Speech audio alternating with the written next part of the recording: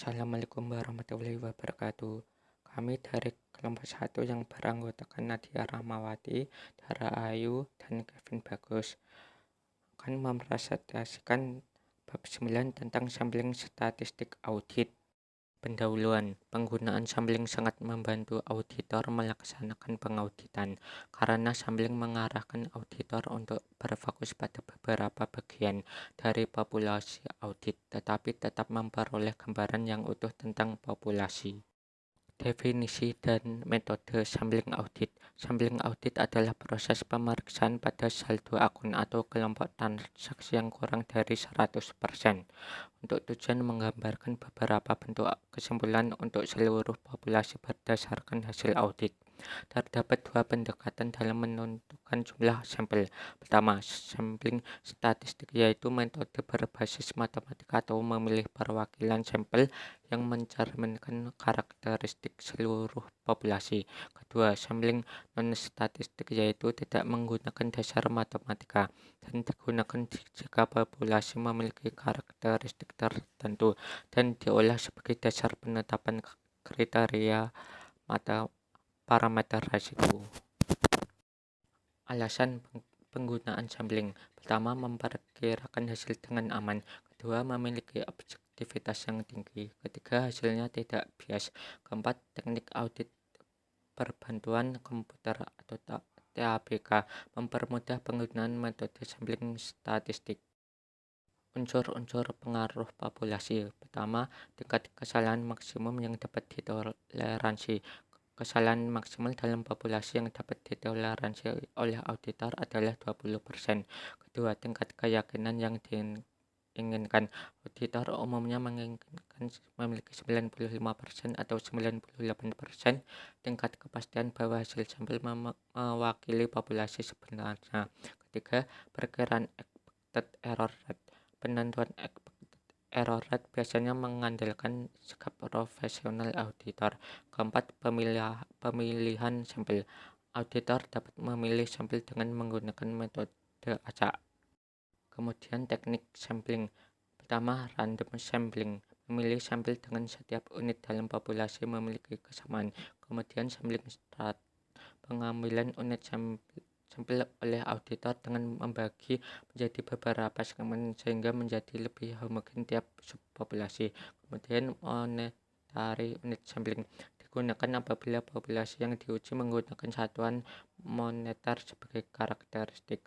Kemudian atribut sampling memperkirakan proporsi dari beberapa karakteristik atau atribut dalam suatu populasi. Contoh atribut keberadaan dokumen pendukung, otorasi tepat, dan lain-lain. Kemudian variabel sampling digunakan untuk menguji data yang bersifat angka.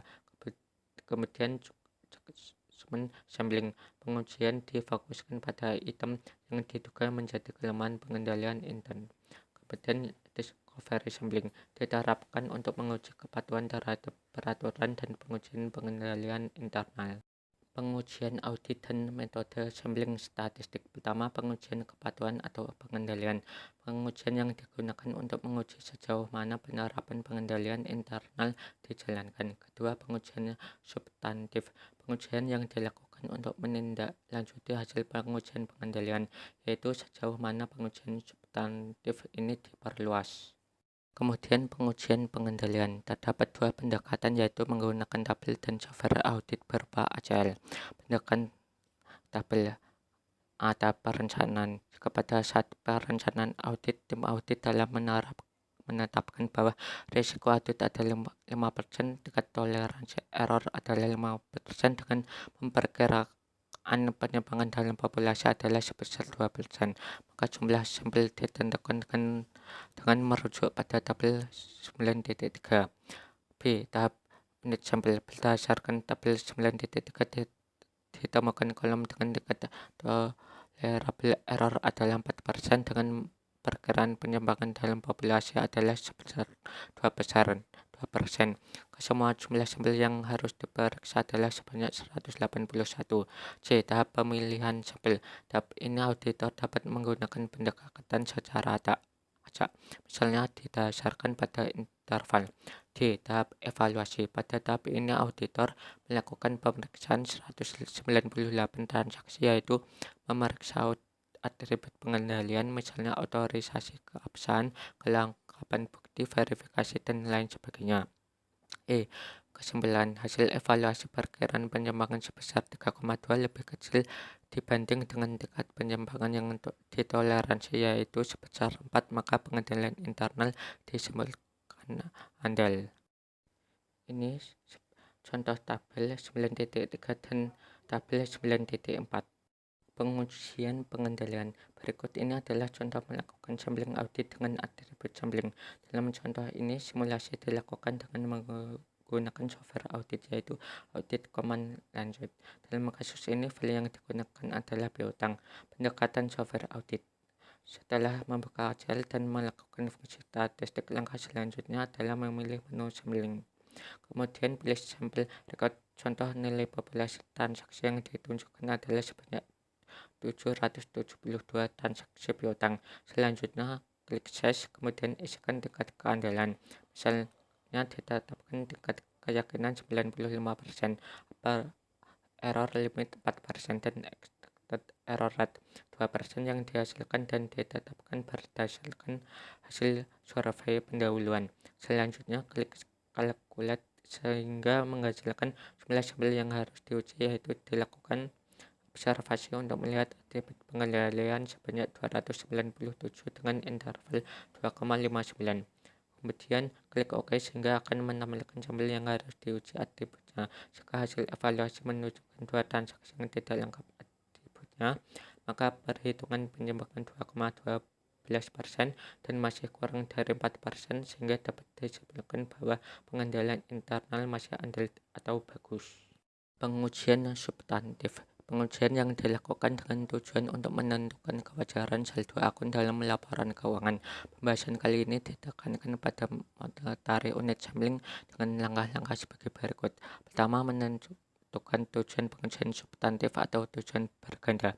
Kedua, menentukan jumlah populasi dan unit sampling dari total populasi. Ketiga, menyusun perkiraan tingkat kesalahan maksimal. Keempat, menentukan besarnya sampel dengan beberapa pertimbangan. Kelima, memilih sampel secara sistematis atau dengan bantuan komputer.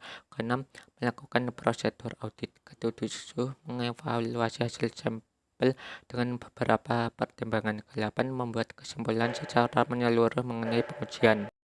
Kesimpulan, sampling audit adalah proses pemeriksaan pada saldo akun atau kelompok transaksi yang kurang dari 100% untuk tujuan menggambarkan beberapa bentuk kesimpulan seluruh populasi berdasarkan hasil audit.